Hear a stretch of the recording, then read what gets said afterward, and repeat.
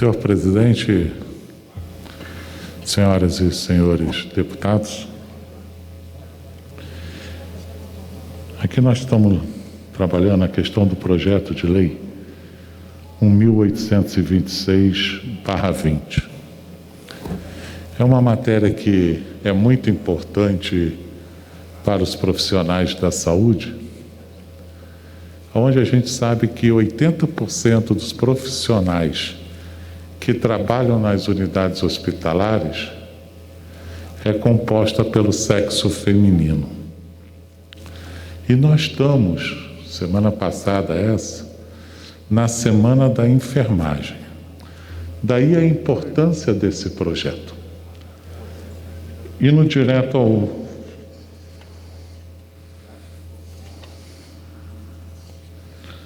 ao voto, senhor presidente. Voto do relator.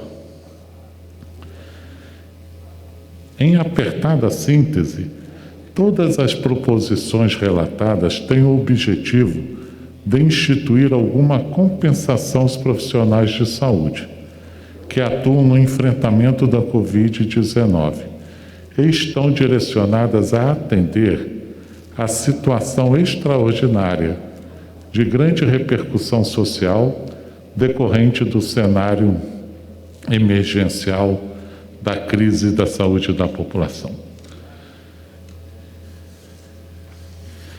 E aqui eu já quero fazer menção aos projetos de lei esse que nós estamos relatando, o 1826/20, dos deputados Reginaldo Lopes e Fernanda Melchiona, o projeto de lei 1906, do deputado Hugo Mota, o 1967 do Alexandre Padilha, o 2000 do Célio Stewart, 2007 da Frente Parlamentar das Mulheres, a deputada Fernanda Melchiona, a professora Dorinha, a Perpétua e tantas outras parlamentares,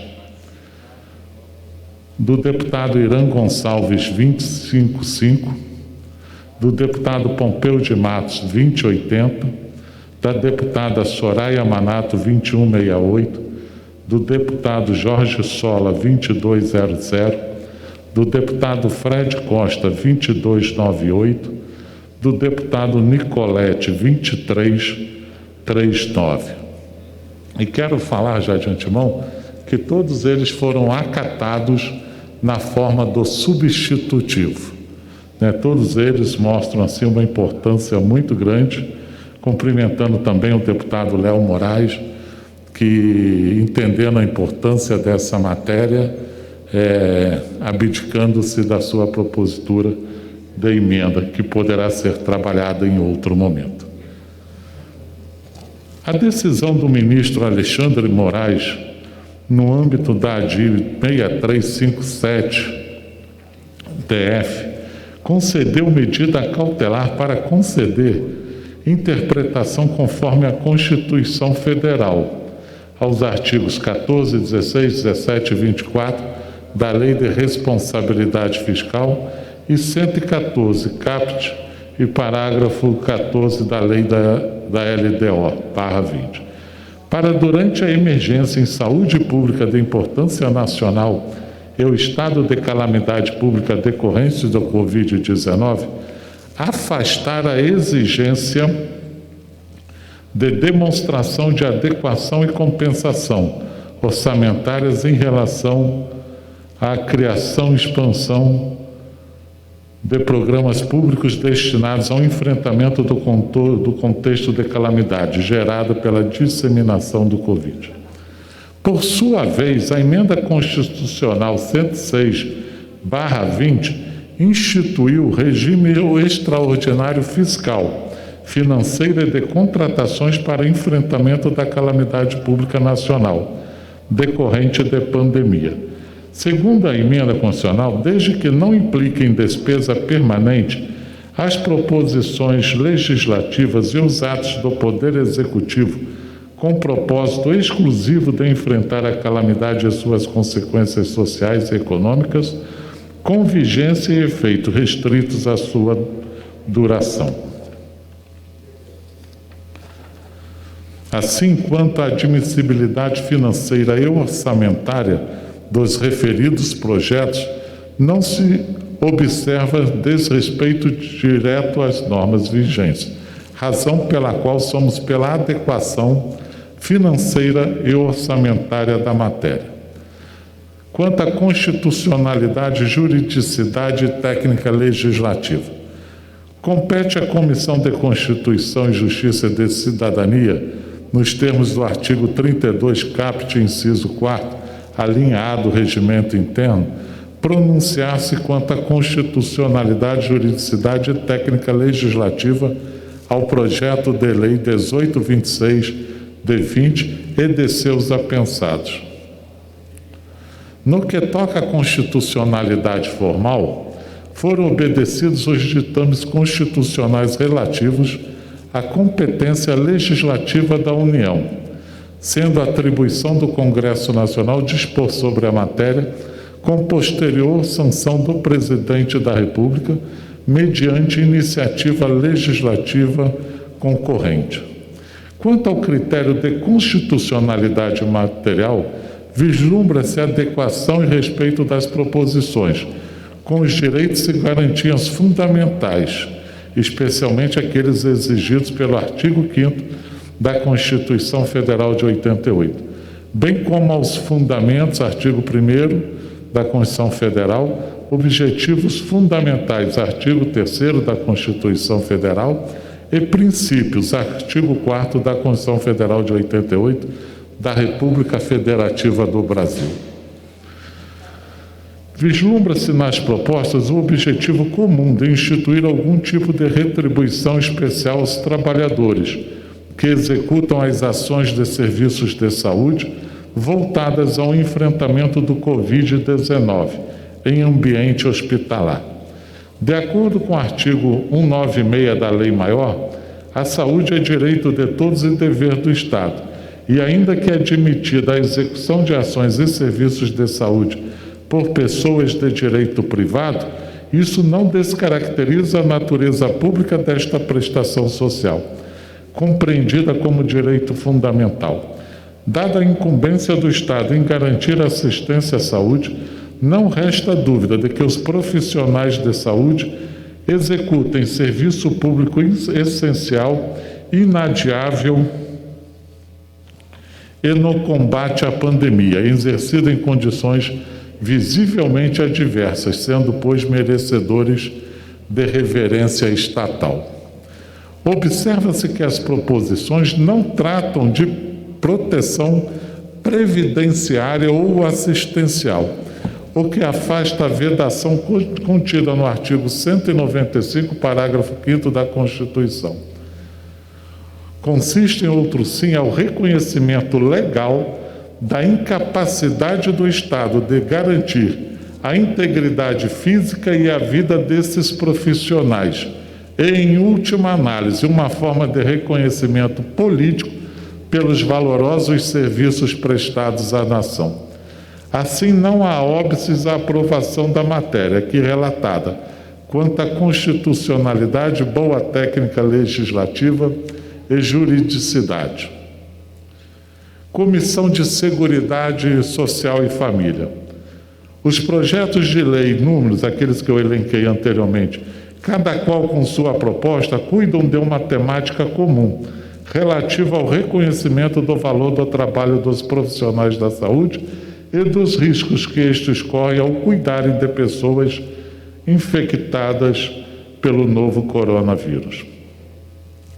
Alguns deles procuram estabelecer reparação de danos sofridos pelos profissionais de saúde ou dos trabalhadores em atividades auxiliares essenciais, envolvidos no esforço de enfrentamento de emergência de saúde pública, de que trata a Lei 13.979, de 6 de fevereiro de 2020, causada pela pandemia do Covid.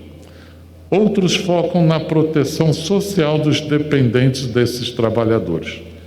Todos sabemos que os profissionais de saúde estão na linha de frente do combate à Covid, tratando e assistindo pessoas infectadas por essa doença.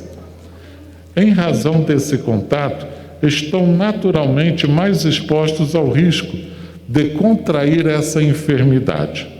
Mas não é só. Em função dessa interação direta e constante com diversas pessoas infectadas pelo coronavírus, estão expostos a uma carga viral extremamente elevada, tornando-os mais susceptíveis a desenvolverem em formas mais graves de Covid, que podem inclusive levar a óbito.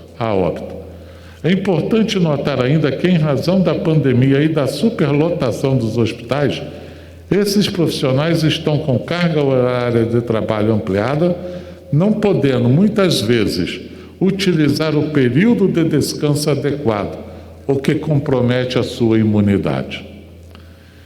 E como se não bastasse tudo isso, muitas vezes os profissionais da saúde não dispõem de todos os equipamentos de proteção individual, EPI, dada a escassez de materiais com essa finalidade no mercado mundial, porquanto há uma demanda muito superior por parte dos países atingidos, quando comparada com a capacidade de produção desses equipamentos. Não há suprimentos suficientes para atender e garantir minimamente a segurança desses trabalhadores. Dados da Associação Médica Brasileira, AMB, apontam que no período de 20 de março a 19 de abril foram registradas mais de 3.000 denúncias de falta de EPI. E o da enfermagem registrou, isso eu estou falando até 19 de abril, 4.800 denúncias. Cenas recentes compartilhadas pelas redes sociais mostram a tristeza de profissionais da saúde. Convém lembrar que em todo o mundo os profissionais de saúde apresentam índices de mortalidade muito mais altos que o restante da população.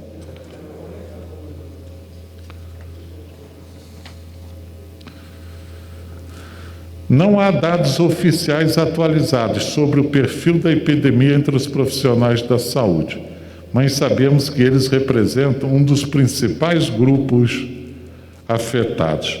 De fato, os profissionais da saúde são aqueles que mais se expõem ao risco de contágio, especialmente no ambiente hospitalar, ou mais ainda, dentro de uma UTI. São aqueles que prestam cuidado intensivo ao paciente mais grave, com maior viremia. São aqueles que lidam diariamente com as secreções contaminadas de seus pacientes e muitas vezes sem condições ideais para trabalhar. E isso ocorre em todo o mundo.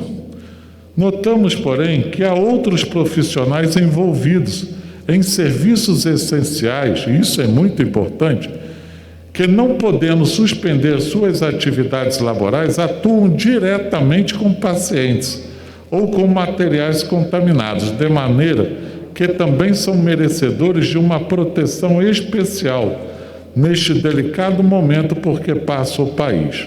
São atendentes, faxineiras, cozinheiras, vigilantes, recepcionistas, trabalhadores administrativos, serviços gerais, motoristas de ambulância e outros trabalhadores de tantas atividades dentro da rede de atendimento hospitalar, que merecem nossa atenção e reconhecimento.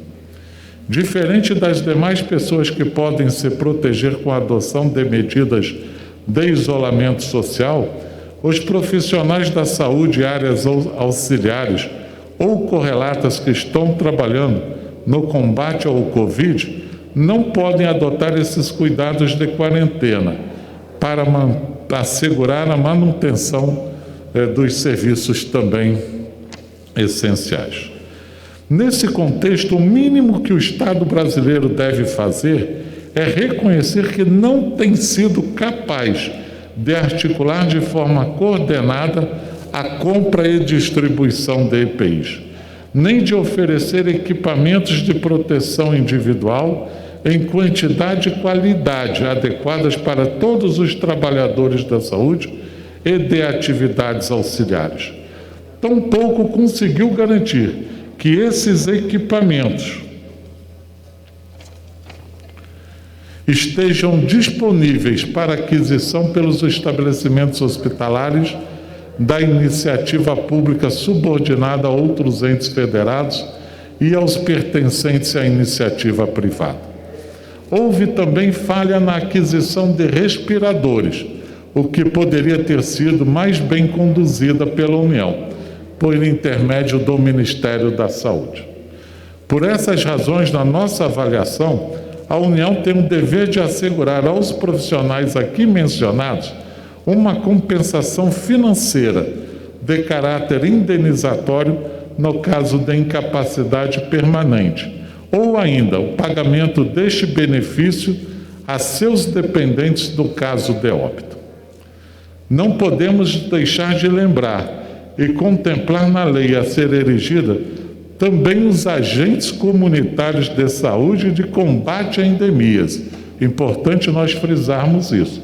Os agentes comunitários de saúde e de combate a endemias, que no período de emergência, em virtude do surto da Covid-19, não deixam de fazer visitas domiciliares, inclusive a pacientes com sintomas ou diagnóstico dessa doença. Merecem, portanto, ser aprovados os projetos de lei número 1826 de 20 e os projetos de leis apensados, aludidos na forma do substitutivo que propomos a seguir. Comemorou-se recentemente o Dia Internacional da Enfermagem e também, em virtude disso, buscamos aprovar esta proposta, principalmente em nome dos enfermeiros, técnicos e auxiliares da enfermagem, que representam, pasmem, 80% dos profissionais da saúde do Brasil. 80% dos profissionais são do quadro da enfermagem. E desse total, deputado Elias, 80% é composto por mulheres. Ressalta-se que esta é uma categoria formada predominantemente por mulheres, que elevam a qualidade da saúde pública no país, apesar de todas as carências e dificuldades, com a dispensação dos cuidados, sobretudo humanitários, no atendimento à população. Trata-se, enfim, de compensação mínima diante da grandeza do trabalho prestado à nação. Por isso, consignamos aqui também o nosso compromisso de continuar buscando alternativas e soluções que possam garantir tratamento adequado a esses profissionais, a exemplo do projeto de lei número 1889 de 2020, de minha autoria e que tramita em apartado, que institui pensão mensal vitalícia aos dependentes do que chamamos de soldados da saúde. Um tratamento totalmente consentâneo, com um esforço inesgotável e inadiável desses profissionais, incomparável ao exigido dos demais brasileiros, mas que neste momento específico esbarra nas dificuldades de organização e remanejamento de dotações orçamentárias. Aqui eu faço uma observação, senhor presidente. O que nós defendemos, na verdade, era a pensão a família desses profissionais que foram a óbito e a outros que infelizmente possa acontecer. Mas decorrência da situação hoje, trabalhamos com a questão aqui indenizatória. Para finalizar, gostaria de saudar aqui o apoio incondicional da Frente Parlamentar Mista em Defesa da Enfermagem, em nome do deputado Célio Sturdart, também autor de matéria que ora apreciamos. O Célio é o presidente, inclusive, dessa frente parlamentar. As iniciativas da frente parlamentar foram fundamentais para a viabilização da proposta contida neste conjunto de projetos e continuará sendo essencial para garantirmos efetividade e adequação na proteção dos profissionais da saúde, especialmente neste momento tão delicado para todos nós brasileiros. Igualmente aqui, queremos ainda ressaltar que a grande parte dessas categorias profissionais do cuidado é formado por mulheres. e que um dos projetos a pensar do PL 2007/20 é de autoria coletiva de parlamentares mulheres nesta casa, coordenadas pela deputada Fernanda, e aqui faço o registro, a você e a todas as mulheres que compõem, assim como o requerimento de urgência para sua tramitação, o que merece nosso aplauso e o nosso incentivo para que ocupem cada vez mais cadeiras neste parlamento. Conclusão. Desta forma, no âmbito da Comissão de Seguridade e Família, somos pela aprovação dos projetos de lei 1826, 1906, 1967, 2000, 2007, 2055, 2080, 2168, 2200, 2298, 2339 e o número 2648, todos eles do ano de 2020, na forma do substitutivo, ora oferecido, que segue em anexo. Pela Comissão de Finanças e Tributação, somos pela adequação financeira e orçamentária dos projetos de lei aludidos e do substitutivo da Comissão de Seguridade Social e Família. Pela Comissão de Constituição, Justiça e de Cidadania, somos pela constitucionalidade, juridicidade e boa técnica legislativa de todos os projetos de lei aludidos e do substitutivo adotado pela Comissão de Seguridade Social e Família. Senhor presidente, acatamos também a emenda do deputado Padilha, o qual menciona a questão do atestado médico de 7 dias. Então, esse aqui é o relatório, senhor presidente. Tem outras emendas apresentadas e essas emendas entendemos que... É depois. Tá, obrigado.